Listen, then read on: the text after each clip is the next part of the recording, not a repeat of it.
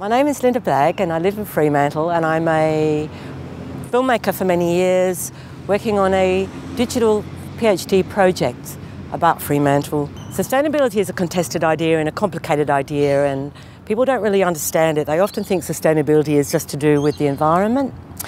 So my idea is that by showing examples of what sustainability might look like, it might help people understand what sustainability is all about. To me, hope is a choice. Like, you can choose to ignore the situation we're in, or we can choose to be cynical about it, or you can be in despair about it. But hope is when you make a choice to see that there are possibilities and opportunities, and to show what those possibilities and opportunities look like makes it real. So yeah, it's just making it real, because seeing is believing. If we can see something, it can help us understand it.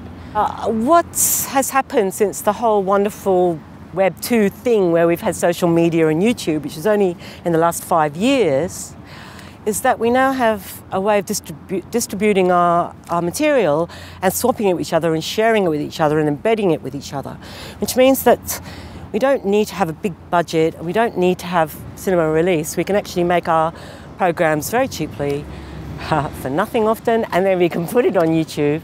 And actually, sometimes the simplest ways of telling a story are the most effective. My raison d'etre for the people I choose to film is the same as my own raison d'etre for making films, which is hope. So that if someone sort of represents to me hope, I'm very attracted to them, and I want to tell their story, because we've got so many stories of despair and they don't take you anywhere. I mean, we are at a crossroads, and we are at a really important time, so there's no point showing how bad things are. It's way, way better to show what different individuals are doing and show, well, that's possible. And then you make something short and try and be as entertaining as possible, and start thinking, well, if that person can do that, or if that person's thinking that way, then, you know, there's a bit of hope in the world. And that's where I get my inspiration from. And I see the sustainability journey, which is the journey towards sustainability, which we see as a journey, because you can't get there straight away. It takes steps. And hope is similar. Hope is something that's future-oriented. It's got a realistic goal. There's lots of things in the way. So I see the sustainability journey as kind of a journey towards hope. And we really badly need hope, because we do in our individual lives and we do collectively. And I think actually Fremantle is going to become, or is becoming, a beacon of hope, because things are happening here that are kind of pretty cutting edge in lots of ways. And that means that other people can look at this place and get inspired and think, well, if Freo can do it, if Freo can turn 30 years of economic neglect around, well, maybe we can do that.